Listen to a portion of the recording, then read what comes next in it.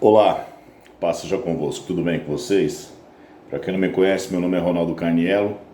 Antes de qualquer coisa, se você gostar do vídeo, deixa um joinha. Se você não é inscrito no nosso canal, se inscreva, ative o sino para que você possa receber as notificações.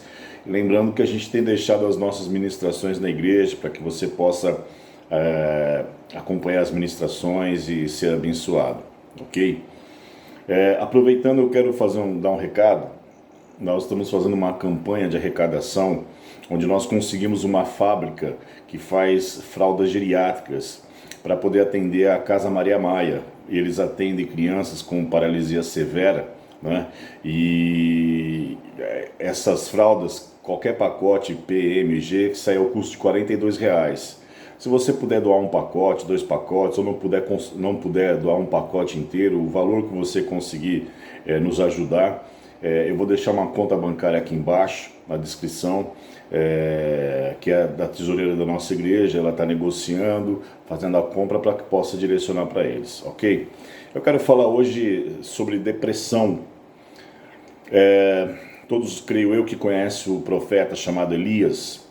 E algo muito interessante acontece porque ele faz um desafio perante todo o povo de Israel, diante do rei Acabe. E nesse desafio Deus responde com fogo. Por consequência, ele mata 850 profetas de Baal, né? E nessa conclusão, ao final de tudo, Jezabel, que era esposa do rei Acabe, diz para Elias que faria com ele o mesmo que ele tinha feito com os profetas, né, que ele havia matado. E o que acontece? Ele fica tão desesperado e depressivo que ele foge, né? A Bíblia diz que ele vai para o deserto, né? E se acomoda debaixo de um zimbro. Ele diz assim, está em 1 Reis capítulo 19, verso 4. Ele mesmo, porém, se foi ao deserto, caminho de um dia, e veio e se assentou debaixo de um zimbro, e pediu para si a morte. Disse: basta, toma agora, ó Senhor, a minha alma, pois não sou melhor do que meus pais. Veja, ele entrou no estado de depressão, numa tristeza tão profunda, que ele pediu a morte para si mesmo, tá? E perceba, isso aconteceu depois de um grande evento, de uma grande vitória. E muitas vezes o inimigo ele sempre vai nos atacar de um jeito ou de outro, diante das nossas conquistas e vitórias, tentando desviar o nosso foco daquilo que Deus tem feito ou fez na nossa vida em função da vitória que nós recebemos. E imagine, você mudar uma nação inteira, porque ele faz um desafio dizendo assim, olha, o Deus que responder, Israel vai servir. E Deus respondeu e Israel começou a clamar, só o Senhor é Deus, só o Senhor é Deus. Então ele deveria estar no estado, naquele momento, de muita e profunda alegria, né? Por ser usado por Deus, por ver a resposta de Deus. Mas quando ele é desafiado por Jezabel, ele entra num estado de depressão tão profunda que ele perde para si a morte. E muitas vezes nós olhamos para um homem como Elias e dizemos assim, mas como que ele pode ter fugido? E muitas vezes nós temos as mesmas reações, porque, se eu não me engano, em Tiago diz assim, que Elias era sujeito às mesmas paixões do que nós. Então, quando nós olhamos para Elias, nós estamos olhando para nós mesmos muitas vezes, porque nesses momentos de vitória é que o inimigo vem verdadeiramente nos atacar.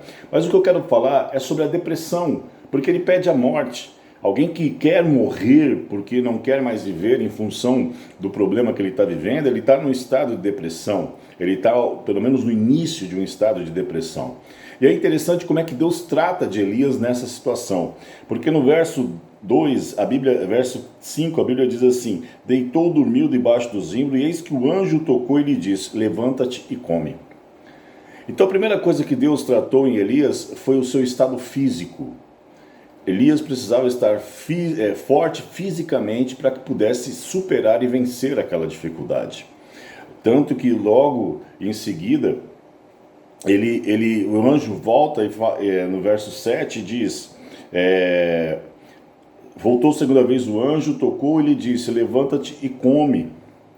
Mas o interessante é que ele vai fortalecendo Elias, Mas aí ele coloca e estabelece um propósito. Por quê? Ele diz assim: levanta-te e come, porque o caminho te será sobremodo longo. Ou seja, ele deu uma perspectiva de futuro. Ele não permitiu que Elias olhasse para trás. Ele fez com que Elias olhasse para frente diante de um propósito que Deus estava colocando diante dele. E aí a Bíblia diz que ele levantou-se e comeu, né, e se preparou. Então, veio o Senhor e falou com ele, e aí ele começa a ter um diálogo com Elias. Então, nesse sentido, Deus começou a tratar do seu estado emocional. Primeiro Deus tratou do seu estado físico, estabeleceu um propósito, mas tratou do seu estado emocional, porque Elias começou a falar, a desabafar. E Elias até chega a dizer: e eu fiquei só. Então, Deus ele começa a se manifestar e demonstrar que está presente, vindo de várias formas, até que depois no verso 12 ele diz assim: e depois do fogo um ciclo tranquilo e suave. Ouvindo Elias, envolveu o rosto no seu manto e saindo pôs-se à entrada da caverna. Eis que veio a voz do Senhor: que fazes aqui, Elias? Ou seja, Deus ele começa a se relacionar, a estabelecer, a reforçar a sua relação com Elias, para que Elias possa verdadeiramente colocar para fora tudo aquilo que estava dentro dele. E aí na continuidade, ele começa a descrever, e o interessante de tudo, Deus trata do estado físico, Deus trata do estado emocional, Deus estabelece um propósito e envia. Porque no verso 15 ele diz assim: vai e volta ao teu caminho para o deserto de Damasco. Então, o que Deus faz? Volta e enfrenta os seus problemas. Então, voltar é enfrentar. Mas aí ele volta com um propósito. Ele não está, Deus, ele é eu costumo dizer que Deus é um péssimo pescador. Deus ele não vai no mar do esquecimento, pesca os nossos problemas, o nosso passado e traz à tona diante de nós. Não, ele deixa tudo que está lá no passado e ele nos coloca sempre para o futuro. Sempre Deus vai trabalhar com o futuro. O seu passado ele cuida, ele trata, ele cura. Ele quer que você venha externar para ele, colocar para fora, para que isso gere cura em você, para que você perdoe se necessário for, mas ele sempre vai fazer você olhar para frente. É assim que Deus trabalha. Então Deus trabalhou no seu estado físico, Deus trabalhou no seu estado emocional e Deus trabalhou no seu estado espiritual, porque a partir daquele momento que Deus começa a dialogar com Elias, Deus estabelece um propósito para a vida dele e diz assim: olha para o futuro.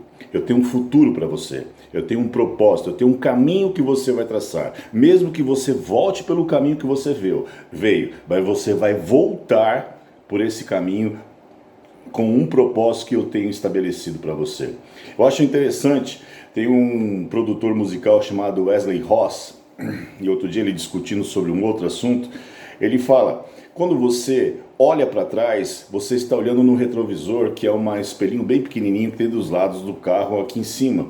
Então, o seu campo de visão é muito limitado. E isso te impede de enxergar o horizonte que está à sua frente. Porque para você olhar para o horizonte, você tem que olhar para o para-brisa, que é um vidro muito maior e te dá uma perspectiva de vida muito maior. Então, o que Deus quer é que você pare de olhar o seu passado, que você venha curar-se desse estado, seja o que for, seja um abuso, seja uma violência praticada contra você, seja uma traição, não importa. Deus ele quer curar esse teu passado. Deus ele quer que você até venha externar essas coisas que estão dentro de você, para que isso gere cura na tua vida, mas que acima de tudo você entenda que Deus tem um propósito de vida, ele tem um caminho proposto, ele tem um cumprimento de situações, coisas a serem cumpridas a partir do momento que ele estabelece um propósito para você. Deus não trabalha com o passado, Deus sempre trabalha com o futuro. Jesus sempre diz assim: vá e não peques mais. Ou seja, não olhe para trás, deixe o seu passado, cure-se hoje. Se for o caso, faça uma oração, coloque tudo diante de Deus. Deus ele estará te ouvindo.